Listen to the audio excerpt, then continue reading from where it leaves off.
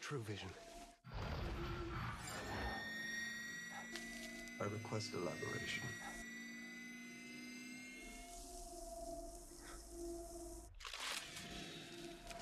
You are familiar with the thought experiment, the ship of Theseus, in the field of identity metaphysics.